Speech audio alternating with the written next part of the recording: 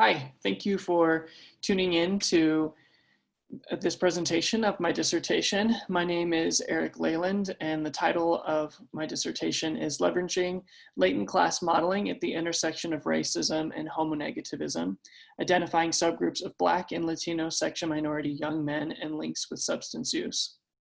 And the goal of this dissertation is to give an example of how latent class can be used as an optimal tool for quantitative modeling of intersectionality and health disparities. As I became increasingly interested in section minority health research, I learned that a lot of what we know about section minority health is based on a one-dimensional approach to disparities, where section minorities, usually white sexual minorities, are compared to heterosexuals. This one-dimensional approach has been useful for identifying vast health disparities and social injustices between groups. Similarly, studies of racial and ethnic health disparities often compare Black and Latinx groups to white groups. This approach has been challenged and extended to examine the social processes of inequality that drive these disparities. What we know about Black and Latino section minority health is mostly derived from health that focuses on health disparities among either racial and ethnic groups or sexual orientation groups, with less focus on populations who are minoritized for their race and for their sexual orientation. The traditional one-dimensional approach to disparities is insufficient for examining the health and experiences of Black and Latino section minority young men. We know that individual development occurs within many levels of context. Critical race theory and minority stress theory point to racism and homonegativism as fundamental causes of health disparities that extend across all levels of development. Racism and homonegativism act as social stressors that contribute to health disparities, including substance use disparities. And it is possible that subgroups of Black and Latino section minority young men experience different patterns of racism and homonegativism that may help explain differences in substance use within this population. Social support may be a protective factor against elevated substance use. Particularly in times of stress, social support from family and friends can be useful for getting help with a problem, seeking advice, and receiving empathetic and emotional support. But an important step to exploring these ideas and answering research questions is to ensure a strong match between theory and methods. Kimberly Crenshaw outlined intersectionality as an approach for considering the intersection of multiple types of stigma as drivers of inequality. As intersectionality has been integrated into quantitative health research, two major obstacles continue to be a challenge. First, intersectionality demands that differences between groups must be situated in the context of systemic oppression and unequal power. Individuals and their experiences should be modeled as whole, intact persons rather than additive parts. So, what methods do we have to better model intersectionality in health quantitatively? Latent class analysis can be useful for identifying unobserved groups who share similar traits or experiences. In the case of intersecting stigma, latent class analysis can be used to identify subgroups with different patterns and probabilities of experiencing many different types of racism and homonegativism. Individual class membership can then be calculated to determine which subgroup each individual is likely to belong to. Thus, group membership represents a typical member of that class and suggests the pattern of racism and homonegativism typical for class members. Through latent class analysis, we identify types of people and can further examine how their behavior and health differ. Rather than examining how racism and homonegativism independently relate to substance use, we can instead examine how subgroup membership is related to substance use. This method centers the person in the analysis rather than the stigma variables. Based on the existing literature on health disparities that I've briefly reviewed, and the push to improve quantitative modeling of intersectionality, I propose the following research questions. First, Do subgroups of Black and Latino sexual minority young men experience different patterns of racism and homonegativism? It was expected that at least one class would emerge with no or low stigma, and one class with a complex combination of racism and homonegativism. Second, is subgroup membership related to substance use? It was expected that classes indicated by stigma across diverse contexts, perpetrators, and levels would exhibit elevated substance use. Third, is the association between subgroup and substance use weaker at greater levels of social support? It was expected that the link between subgroup and substance use would be weaker at higher levels of social support. So now into the current study. The study was based off data from the Healthy Young Men's Cohort Study conducted at Children's Hospital Los Angeles. 435 participants completed baseline data collection and were invited to complete follow-up surveys at every 6 months. Across all occasions, the 435 participants provided 1,995 data records. At baseline, all participants were between 16 to 25 years old, were assigned male sex at birth, and identified as Black, Latino, or both. All participants also identified as sexual minorities and reported having sex with another man in the last year. At baseline, the sample was more than 50% Latino, gay, educated beyond high school, and not living with HIV. As measures of economic strain, participants in the sample reported engaging in past 6 months sex exchange, and that included 15% of the sample. 53% reported unmet basic financial needs, and 37% reported experiencing food insecurity.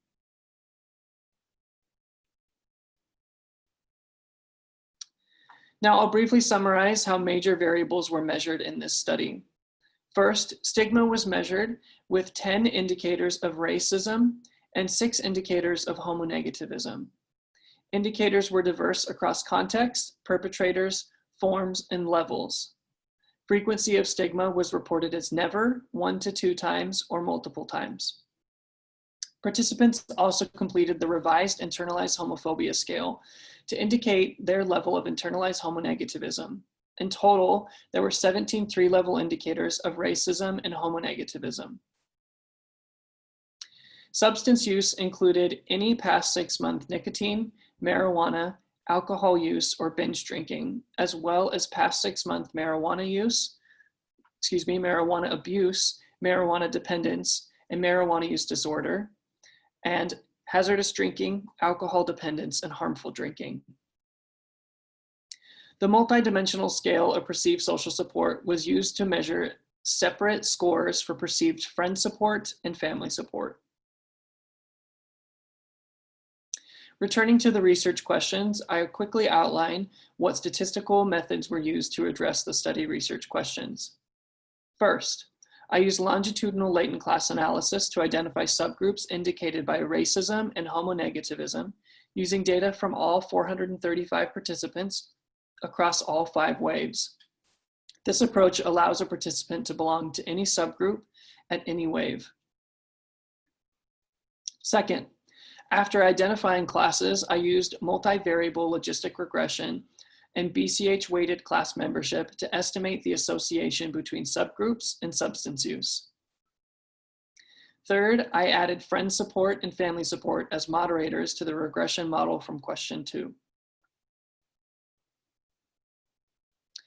To orient you to the results of the latent class analysis, I'm going to highlight the most important parts of the results on this slide. Down the left of the slide, you see 10 racism and the 7 homonegativism items measured across 3 levels. The gray bars next to the items show the overall sample proportions for each item at all 3 levels of frequency: never, occasional, and frequent, from light to dark. Results of the latent class analysis suggested a 5-class model as best matched to the sample. Classes were labeled to describe what distinguished each group. I will briefly walk you through the 5 classes and important characteristics of each class. First, in yellow, a typical member of the minimal stigma class had high probability of never experiencing all types of racism and homonegativism. This is indicated by the large portion of each bar in the lightest shade of yellow. At the bottom of the figure, you can see that across all 1,995 data records over 2 years, 519 or 26% of records belong to the minimal stigma class. Next, a typical member of the homonegativism class had an elevated probability of experiencing occasional or frequent homonegativism from family and friends, as well as internally, and experiences of homonegative violence. A typical member of the sexual racism class was likely to experience occasional sexual racism from romantic or sexual partners, including partner preoccupation with race and sexual objectification based on race. A typical member of the multiform racism class was likely to experience occasional and frequent racism across many contexts and from diverse perpetrators. Finally, a typical member of the compound stigma class was likely to experience frequent racism and homonegative stigma across all levels, all forms, all contexts, and all perpetrators, and they experience these frequently. Next, I'll walk through how these 5 classes differed in their level of economic strain and social support. Comparing the economic strain and social support among classes situates the classes within context. Bars represent the proportion of each class reporting sex exchange, unmet basic needs, and food insecurity. Taller bars indicate more economic strain. On average, members of the homonegativism and compound stigma classes experienced the most economic strain, and the minimal stigma class experienced the least. For social support, bars below 0 represent a lower than average social support. The homonegativism and compound stigma classes, again, had the lowest levels of friend support and family support. Next, we'll move to the substance use results by class. So, did substance use differ between classes? To interpret the tables on this slide, each colored row indicates whether subgroup membership was related to greater likelihood of substance use compared to the minimal stigma class. In the first column, labeled nicotine, the green cell for homonegativism means members of the homonegativism class were 47% more likely to use nicotine in the last 6 months compared to members of the minimal stigma class. Additional results for marijuana use disorder and alcohol use risk show that the homonegativism and multiform racism class membership were most consistently demonstrating elevated likelihood of substance use. However, the compound stigma class membership was associated with some of the largest effects. For example, compound stigma class members were 290% more likely to screen for marijuana dependence than members of the minimal stigma class. Additional tests investigated the potential protective role of social support. However, across all substances and all classes, there was very little evidence that greater levels of social support weakened the association between subgroup membership and substance use. So, taking a step back, what do we learn from this study? California has been a major leader in civil rights ahead of much of the rest of the country. Yet racism and homonegativism persist as very real stressors in the lives of Black and Latino sexual minorities. More than 50% of the sample experienced sexual racism, general racist treatment, and homonegative family-related stress. And 1 in 10 participants had been violently victimized because of their race, ethnicity, or sexual orientation. Racism and homonegativism are not issues of the past, but present today as social maladies that continue to plague young men in this study. We need continued and expanded research that problematizes and uncovers the harms of racism and homonegativism and pushes further to support changes in policy, cultural shifts, and expanded resources for multi-level intervention. This study echoes the words of critical race scholars who emphasize that people of color are not all the same. Using models that assume experiences of race and racism, or sexual identity and homonegativism, are uniform for all people of color or all sexual minorities, further minimizes and marginalizes the diversity within these communities. While some decisions with quantitative modeling require data reduction, researchers can use latent class analysis to better model the diversity in experiences at the intersection of racism and homonegativism. Through a latent class analysis, I identified 5 distinct groups indicated by experiences of both racism and homonegativism. These classes further differed by socioeconomic strain, social support, and substance use. Modeling diverse multidimensional indicators of stigma helped identify subgroups with vastly different experiences of stigma, despite on paper sharing very similar identity labels. By focusing on Black and Latino sexual minorities without a comparison to white young men or heterosexual young men, these results provide deeper commentary about how intersecting experiences of racism and homonegativism converge in unique patterns among Black and Latino sexual minority young men, and provide a means for identifying which subgroups may be at greater risk of substance use problems within this population. The homonegativism and multiform racism classes demonstrated consistent patterns of elevated substance use. For these classes, and for the compound stigma class, the elevated likelihood of substance use was most extreme for disordered marijuana use and risky alcohol use. These more severe substance use patterns are particularly concerning because they are likely to require treatment and often predict later substance use problems. The compound stigma class was expected to exhibit the most elevated substance use, though outside marijuana use disorder and dependence, this was not the case. This could be possible due to high levels of economic strain. The added stress in the context from economic strain may then make the effect of stigma statistically negligible on top of the stress already experienced in context. Low economic resources could also be a barrier to obtaining some substances.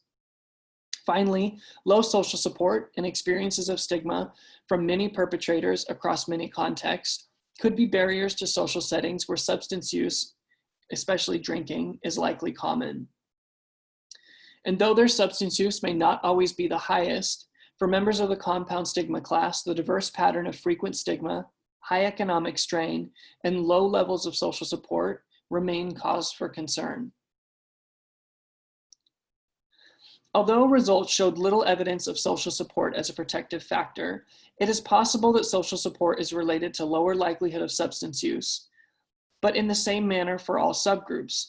In addition, social support from friends with similar racial, ethnic, and sexual identities may be especially protective through provision of support that is specific to the shared experiences of stigma. Future research should more precisely measure and compare sources of social support. Additionally, Black and Latino sexual minority men exhibit unique strengths and resilience that, when considered together with stigma, would provide an even more complete representation of both the challenges and triumphs of Black and Latino sexual minority young men. Moving forward, focusing on subgroups with the most severe experiences of stigma and contextual strain may be important for identifying elevated health risks in other areas, including suicidality, depression, homelessness, and HIV. Further examination of the mechanisms underlying the connection between subgroups and substance use will be important. For example, subgroup membership may be directly related to willingness to use substances to cope, which then in turn directly predicts substance use behavior. In conclusion, results of this study provide evidence that latent class analysis is a well-suited tool for quantitative modeling of the intersection of racism and homonegativism. Black and Latino sexual minority men differ not only in their identities, but also in their experiences with stigma. Identifying these subgroups can help unpack differences in substance use and other health outcomes. Finally, results point to a further need for investment in research, intervention, and policy change that disrupts systems of white supremacy and heteronormativity that converge to negatively impact the health of Black and Latino sexual minority men.